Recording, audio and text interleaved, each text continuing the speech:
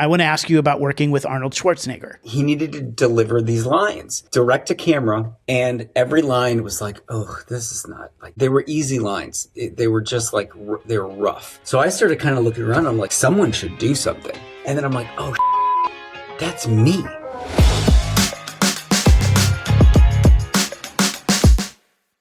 Welcome to Badass Softie, a podcast for leaders who are unapologetically ambitious and want to lead with heart because you're allowed to chase big goals without losing what makes you human.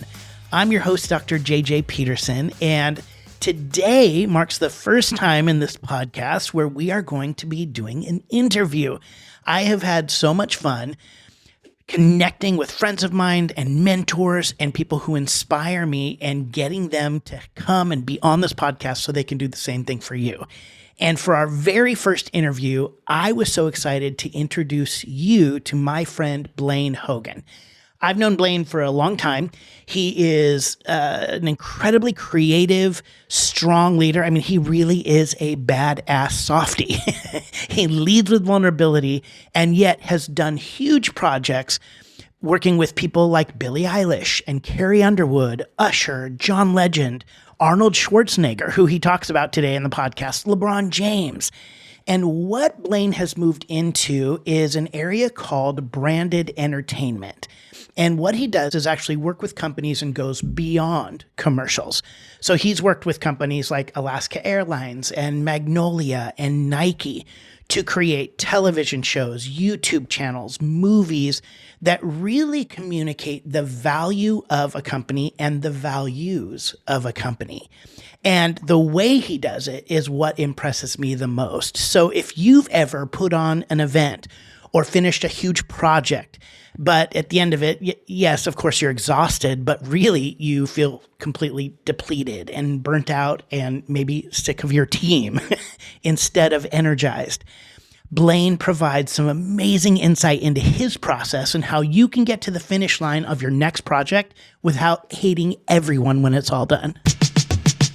Hi, Blaine. I am so excited for you to be here today. And I talked about it a little bit in the intro, but your resume to me is so fun of like the huge groups that you've worked with, the brands you worked with, like Alaska Airlines and Magnolia and Nike, and the people you've worked with, Arnold Schwarzenegger and LeBron James and Billie Eilish. Like, you've got this kind of amazing list.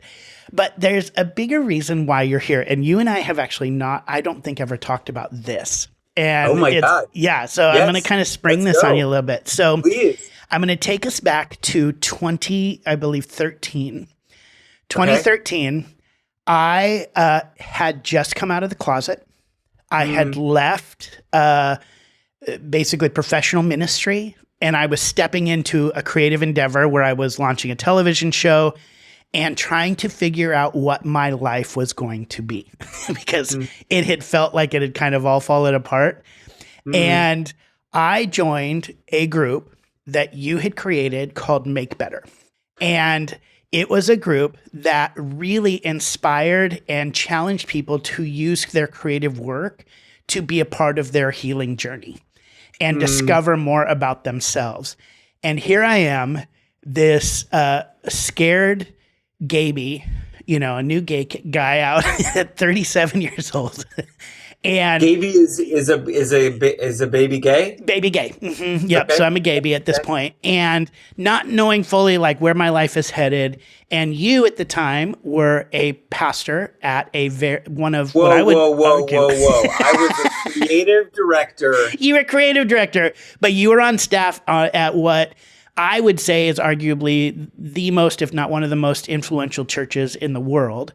And as a creative director who was employed at a church, not wondering how I was going to be received in this group, not only did you care for me and guide me in some really powerful ways that I didn't even know I needed, but helped me in the early process of figuring out how to be creative and how to share my story and how to just be like, again, just share beauty with the world. Like I was creating a television show that had nothing to do with who I was or what was going on.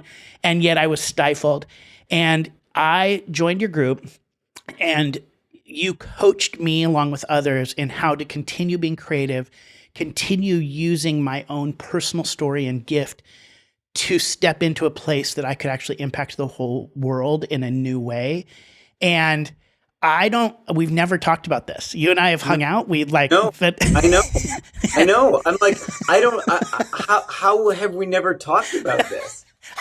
I don't know, actually. I'm now remembering that. The way that you approach creativity and the way that you approach vulnerability and healing through art and creating and building things has carried.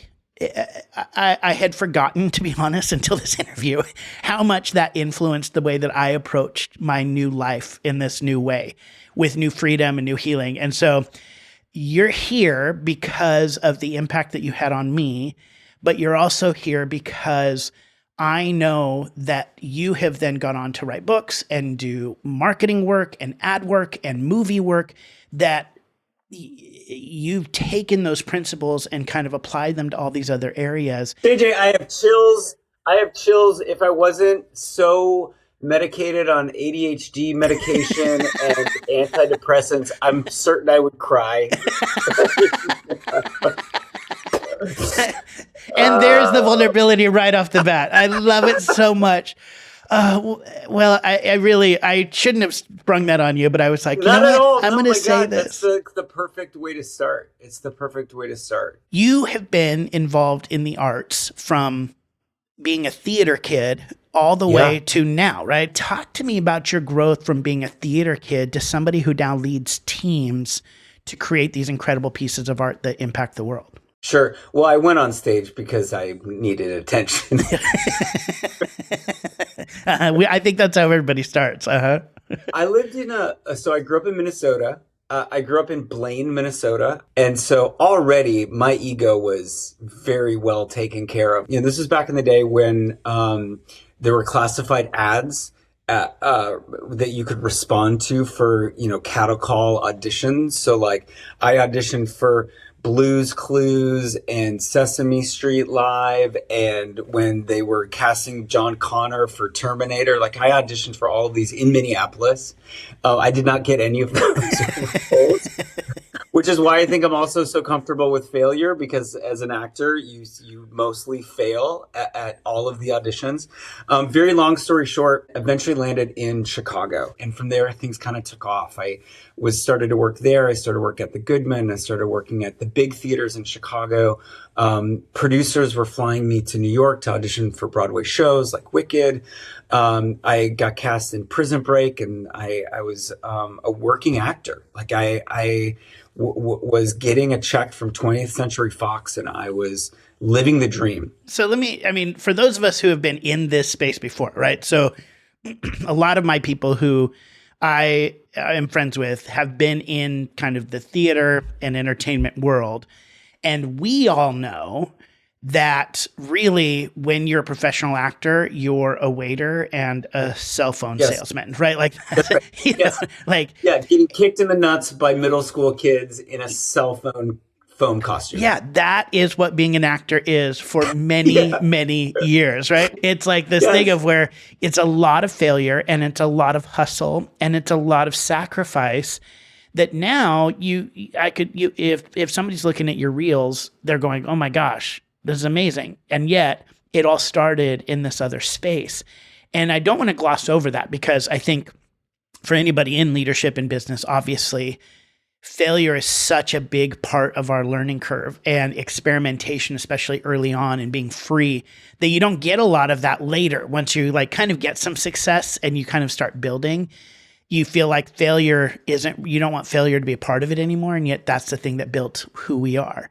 And also, experimentation got us to where we are. And then we get to this set place of success and we go, well, I can't experiment anymore, because that was when I was young and foolish, and yet now I'm grown up and I'm not going to do that anymore. But anybody who's done anything has to recognize that the failure and the experimentation is what got us to where we are today. That's right. Yeah. And yes.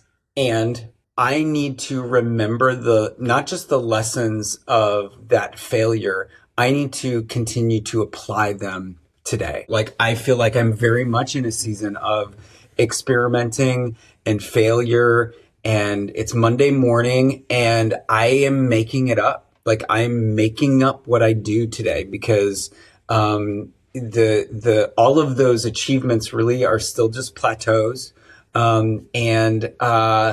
As I seek to live, a truly creative life, I know that at some point you reach a plateau and you got to break it again. And so those lessons I feel like are not just the building blocks that get you to where you are today, like the hard knocks of failure and, living out of your car and moving from place to place and trying to like chase a gig. I think that those need to also become reminders for us to go, okay, it's time to do that thing again. And if we could have figured it out then, we can figure it out now. We feel like the stakes are so much higher, right? Because if we're older, we've got kids and a family, and you got to pay bills and whatever. But like JJ, that's what you're doing. You're literally doing it right now. You know what I mean? Yeah. And it's a hard reminder, but it's a good reminder. Just like so scary. It is, but it's so good, and there is an excitement to it. And so, for you, you kind of have this act one almost of you like building who you are and just growing up and fighting and struggling and all these things, and then you get to this point where you are starting to get like known in Chicago in the theater world, like getting cast at major theaters in major roles. And then you get Prison Break, and now you're on one of the hottest at the time television shows that's on TV. Like, hottest from like Buzz and hottest from like, there were a lot of hot people on that show. So like you got all these things going on, and you're all of a sudden you get this level of success. And what does that season look like for you? Yeah. And it's like so moderate. I mean, I want to both celebrate it and downplay it, right? I was a prison bitch for like 6 episodes. Let's do it.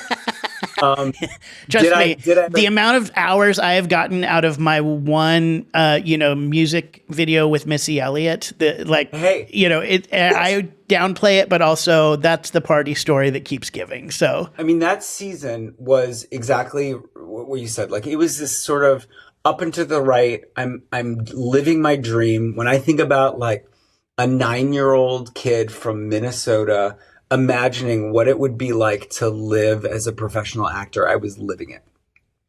And then I started having these panic attacks, like debilitating. I felt like I was dying, panic attacks. And so a number of times I had driven myself to the emergency room, and I had done a good amount of therapy up until that point. There's a great book, Bessel van der Kolk. It's called The Body Keeps the Score. Essentially this idea that your brain can kind of turn off trauma from the past, but your body never does. And eventually, at some point, it comes to the surface and you have to deal with it. And I had been dealing with it in my own ways of avoiding the pain that I felt. A part of the story that I hadn't told was that when I was 10 years old, I experienced some sexual abuse in my neighborhood. And that kind of set me on this path of what I came to realize. Now I'm 23, 24 years old, 25, realizing,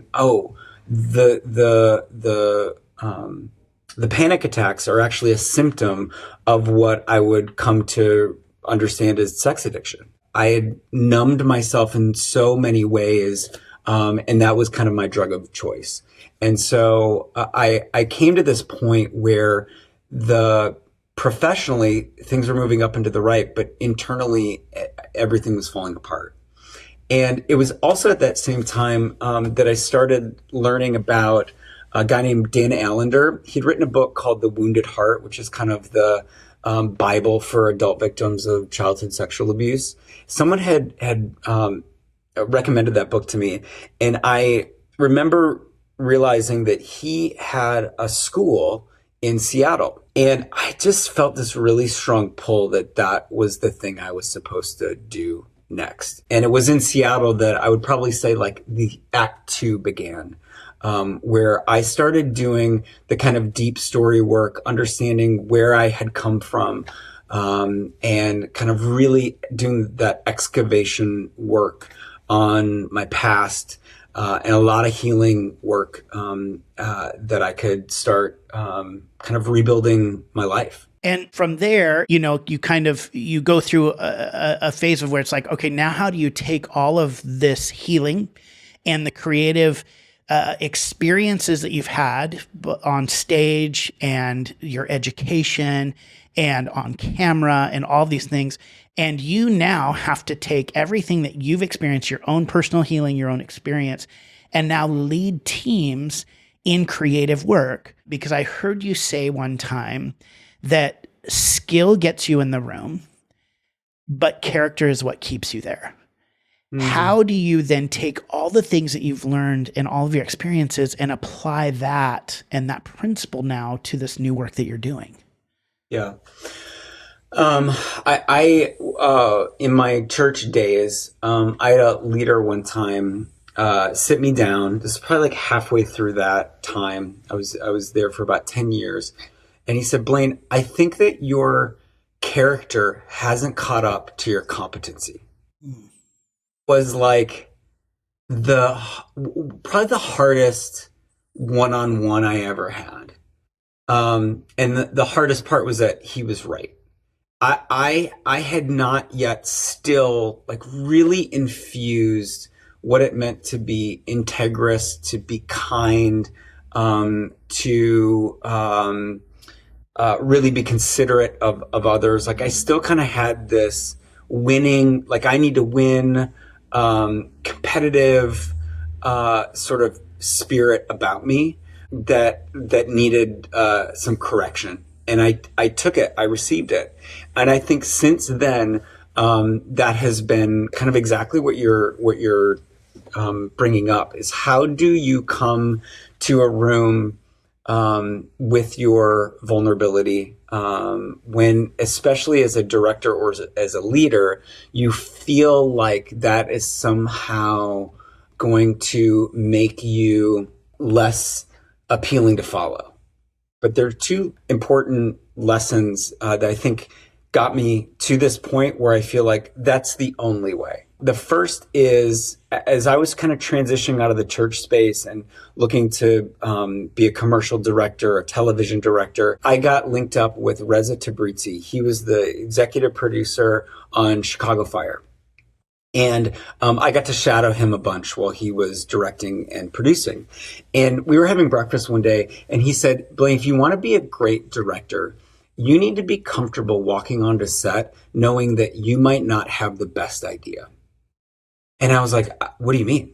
You're the director. You're supposed to have it figured out. He's like, no, your job is to cast the vision, but a lot of what your work is creating the team that can figure it out without you. Or that when you're stuck, someone from any department can come in and go, oh, you just need to do that. Like, just move the camera there. And I was like, that's amazing. And then the other thing is I started going to LA and I working on big commercial productions.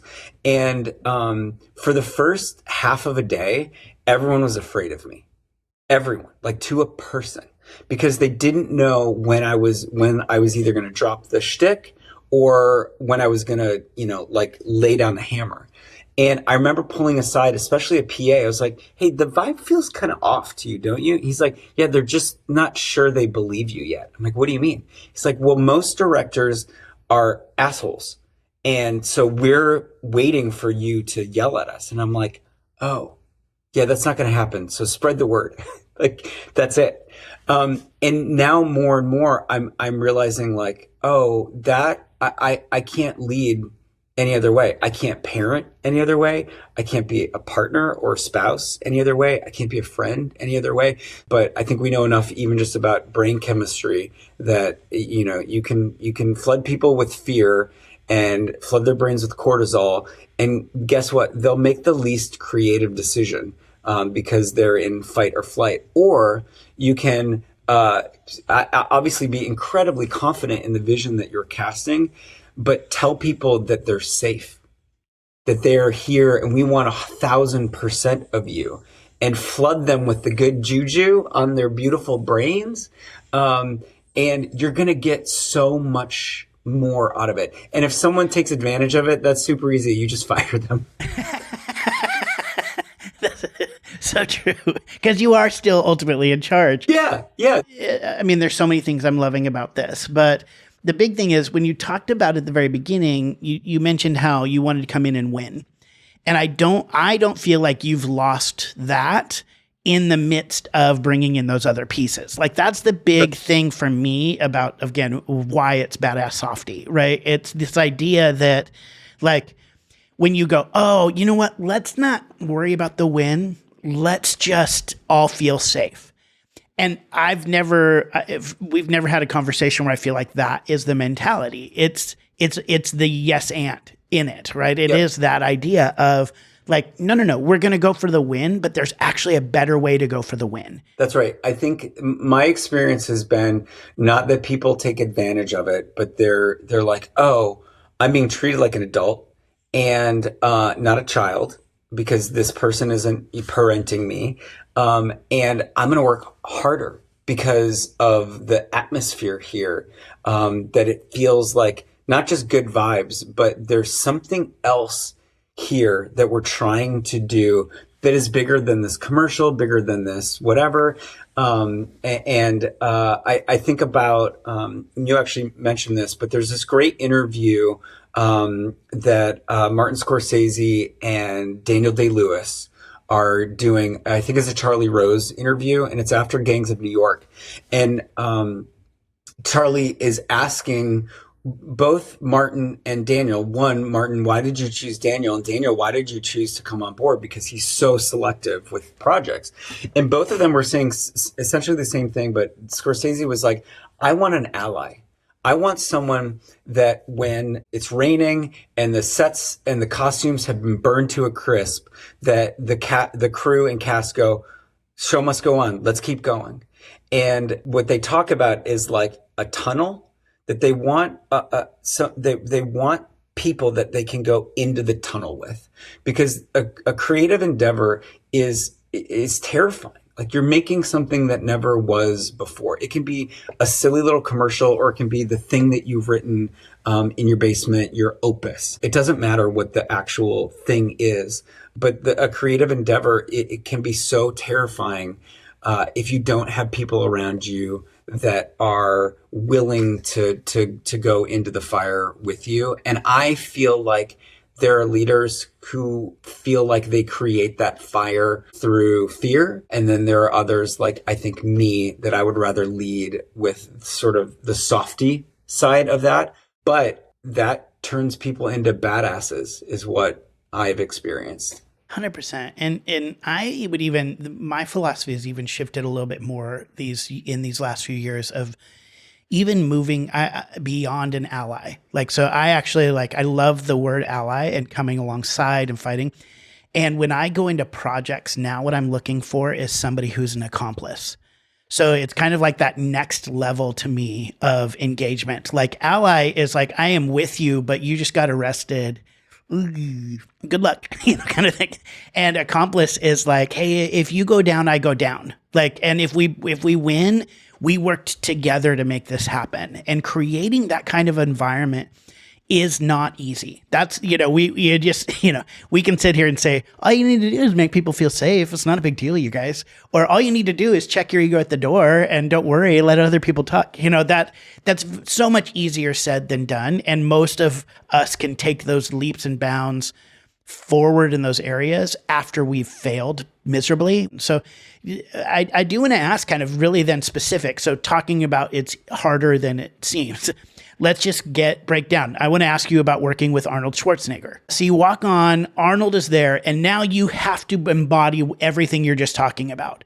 Like you have to show Arnold that you know what you're doing, but you also have to allow creative, but you also have to, how did that situation go? Yeah, we were, It was for a project called Ladder. But Arnold and LeBron many years ago created a protein powder company. They wanted to basically democratize the millions of dollars that they spend annually on their own nutrition for kind of like the everyday athlete.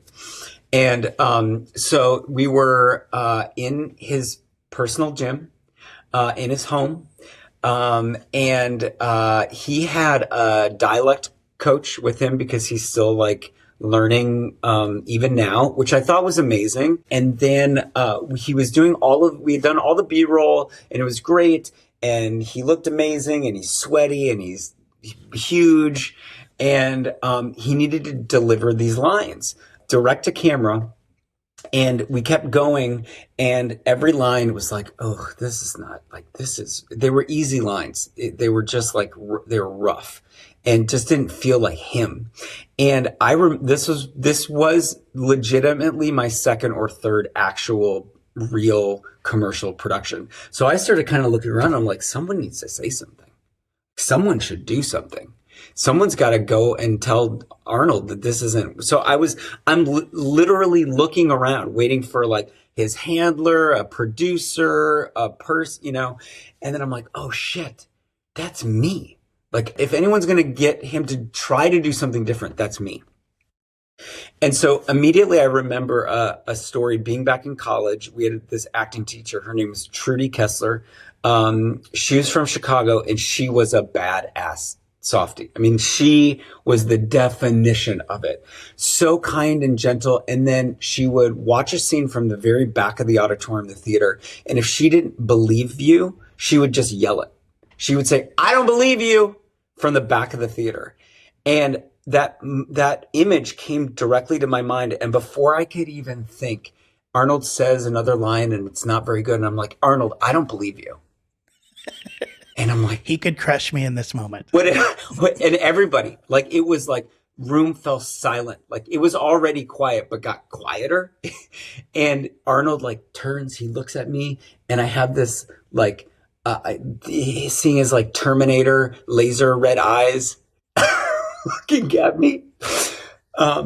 He looks at me, doesn't say anything. He turns back to the camera and he does the line again and it was perfect. It was like, something inside of him somehow engaged suddenly and he did it. And I was like, cut, that's it, moving on. And it was terrifying, but it was a moment of like the kindness, the Softie was telling him the truth, but it had to come in a way that felt like I was being a real badass and I was scared out of my mind. Those are some of the hardest things because I think actually a confident leader does exactly what you do, is you stand up and you tell the truth, even when it feels risky. Like that is such a hard thing to do, but also if you've created an environment and a culture where those kind of conversations can happen in a productive way, a friend of ours, Tim Arnold always says, if somebody tells you you're being brutally honest, that's actually not a compliment because the brutal part is what they want you to know.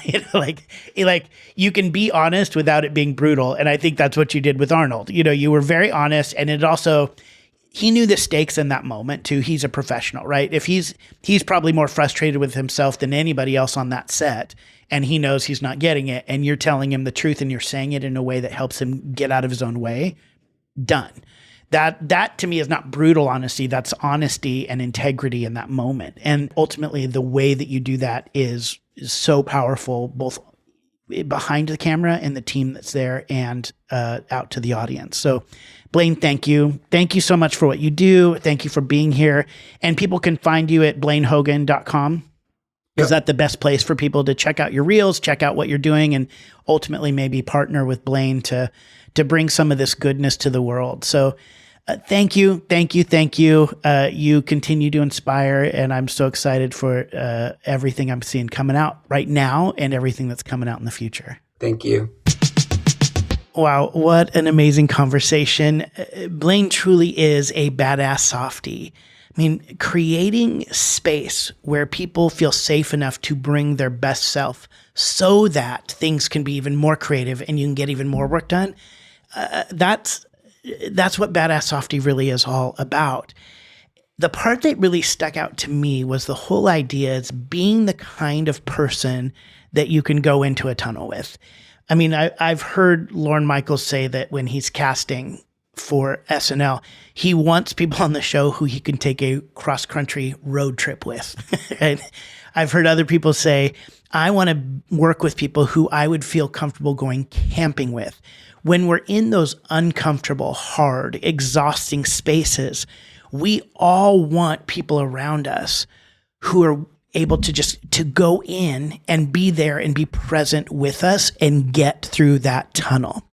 Aren't we all that kind of person? We want to be the person people can rely on, who knows that when hard things happen, we're going to show up.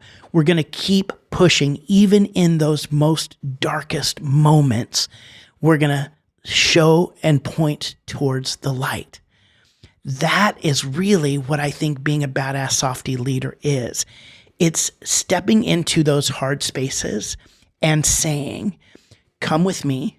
I know the way forward. This isn't easy. It's not going to be simple, and it might even be a little scary, but we're in this together. Let's link arms together, keep moving towards the light. And in the process, not only will we create great things, but we will become a great team. So here's how to take the first step. Do you have a project coming up or one you're currently working on? Because I'm sure you do. Right after this episode ends, answer this question. What do I need to do to be seen as the kind of leader who people would follow into the tunnel? What do you need to do to make that a reality?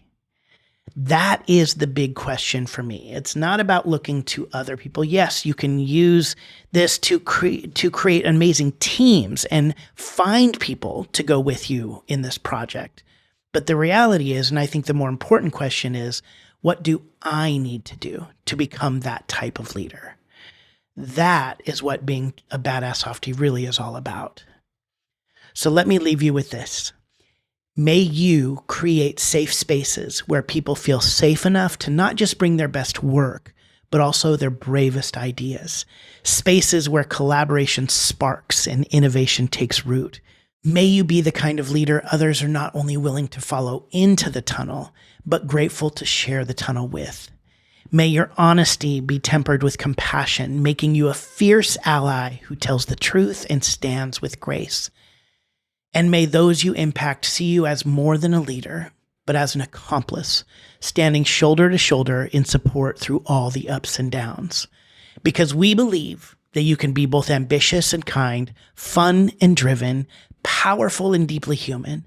Your leadership can inspire, your success can have soul, and your ambition can make space for everyone. That's why you're a badass softie. We'll see you next week. Thanks for listening. Follow and subscribe so you don't miss an episode. BadassSoftie.com is crafted by Fruitful Design and Strategy.